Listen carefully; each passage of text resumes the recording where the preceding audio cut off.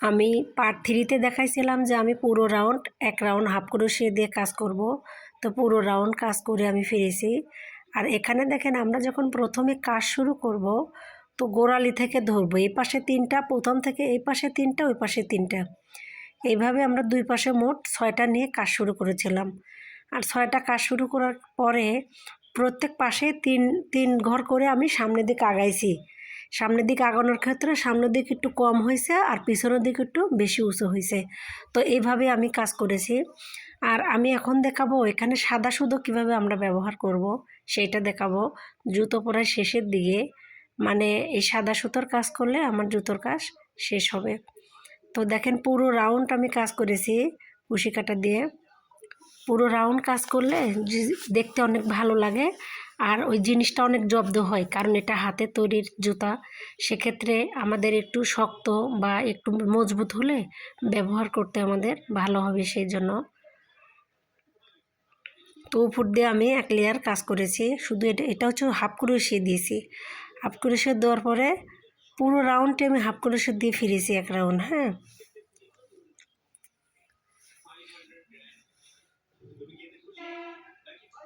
আর যদি আপনার আরও মানে আপনি যদি চান যে আপনি জুতোটা আরও উঁচু করবেন, তাহলে আরও 2-1 পেঁচ হাফ ক্রোশে দিয়ে আপনি শেষ করতে পারেন, কোনো সমস্যা নেই। এবার দেখেন পুরোটাই আমি হাফ ক্রোশে দিয়েছি, দেখতে অনেক সুন্দর লাগছে। হাফ ক্রোশে দেওয়ার পরে এবার আমি এখানে একটা প্লাস্টিকের সেফটি পিন হোক আর মার্কারি পিন পাওয়া যায়, এটা দিয়ে আমি একটা এখানে আটকিয়ে দেবো। কারণ কুশি কাটার কাজ আপনারা সবাই জানেন, টান লাগলে খুব তাড়াতাড়ি খুলে যায়, সেই জন্য আমি এখানে এইভাবে রাখবো। আর এখন আমি কিভাবে সাদা সুতো দিয়ে কাজ করব এইটা আমি আপনাদের দেখাবো। তো এইভাবে আমি দেখাবো সাদা সুতোর কাজটা। দেখেন মানে সুতো যখন আপনি একটা গিট আপনি আগে থেকে দিয়ে রাখতে হবে। হ্যাঁ, একটা গিট দিয়ে নিয়ে তারপর আপনার কাজ ধরতে হবে। সাদা সুতো তো এখানে সবগুলোই ডবল ক্রোশে হবে, প্রত্যেকটা ঘরে একটা করেই। তো আমি এখানে মোট 6 ঘর নিয়েছি। আমি প্রথম থেকে পিছনে যেমন 6 ঘর নিয়েছিলাম, এখানেও 6টা ঘর নিয়েছি। এই পাশে 3টা, ওই পাশে 3টা নিয়ে আমি প্রত্যেক ঘরে একটা করে ডবল ক্রোশে দিচ্ছি। আর যেটা দিয়ে আমি গিট দিয়েছিলাম সেই গিটটা আমি সুতো দিয়ে হাইড করে দিচ্ছি যেন না খুলে যায়, সেজন্য।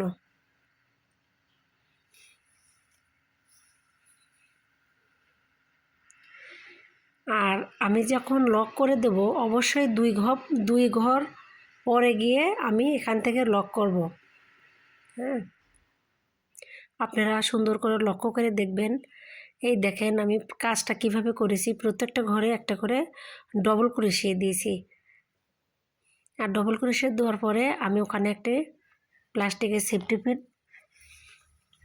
দিয়ে আটকিয়ে দেবো। এবার ওই সুতোই আমি এই পাশে ঘুরিয়ে নিয়ে আসবো। আর সুতোটা আমি এমনভাবে নেব যেন সুতোটা টাইটও হয় না আবার ঢিলও হয় না, সেভাবে। এবার দেখেন আমি 2 ঘর পরে যে আবার কাজ শুরু করতেছি, 1 ঘর স্কিপ করে 2 ঘর পরে যে আমি কাজ শুরু করলাম। ওই পাশেও সেমভাবেই হবে, আপনি 1 ঘর স্কিপ করে পরের ঘরে যে আপনাকে কাজ শেষ করতে হবে। আমি প্রথমে ডবল ক্রোশে দিলাম। এবার দেখেন এবার একটু আলাদা আছে বুননি, মানে আমি কিভাবে বানাচ্ছি এটা কিন্তু একটু আলাদা আছে।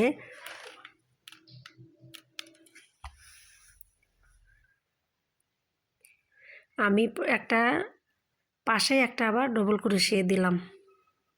এবার ডবল ক্রোশে দেওয়ার পরে দেখেন আমি কিভাবে উঠাচ্ছি সেইটা লক্ষ্য করেন।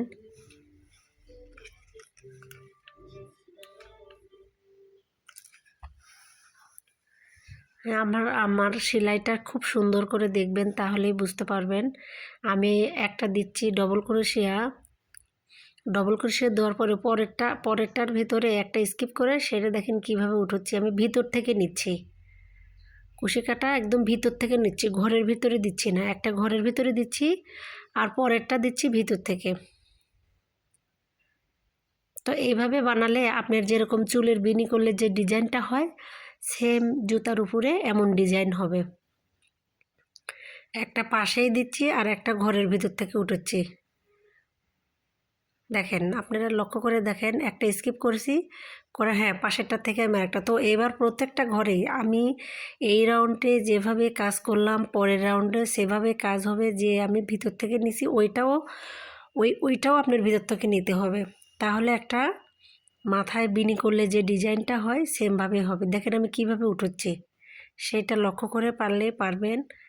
আর যদি আমার ভিডিও আপনাদের ভালো লাগে অবশ্যই সাবস্ক্রাইব করে পাশে থাকেন, পরবর্তীতে জুতা বিভিন্ন রকমের সেলাই পাওয়ার জন্য পাশে থাকবেন আশা করি।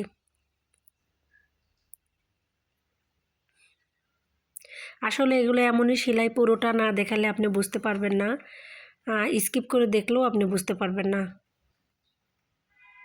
তো এইভাবেই আমি দেখেন পুরোটা কাজ করেছি, কাজ করে একদম পাশে চলে এসেছি। এবার পাশে দেখাবো কিভাবে এই আমি যে পিনটা দিয়ে আটকিয়েছিলাম, এই পিনটা আমি কীভাবে আগের থেকেই পিনের মধ্যে ঢুকিয়ে এক ঘর স্কিপ করে পরের ঘরে গিয়ে আমি হাফ ক্রোশি দিয়ে আটকিয়ে দেবো। আটকিয়ে দেওয়ার পরে তারপরে আমি সেফটি পিনটা খুলে দেব।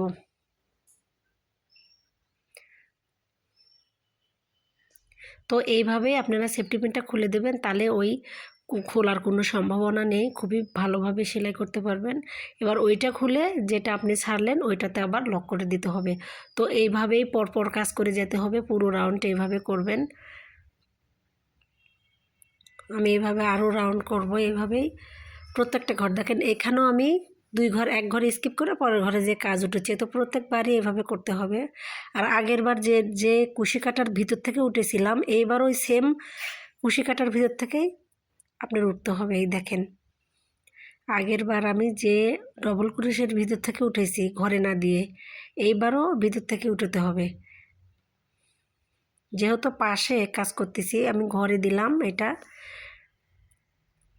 তাহলে একটা বিনুনি ভাব হবে। ডিজাইনটা আমাদের মাথার চুলের বিনি যেমন করলে হয় সেম সেভাবে হবে কাজটা দেখতে। যদি সাদা সুতো তো বোঝা যাচ্ছে না।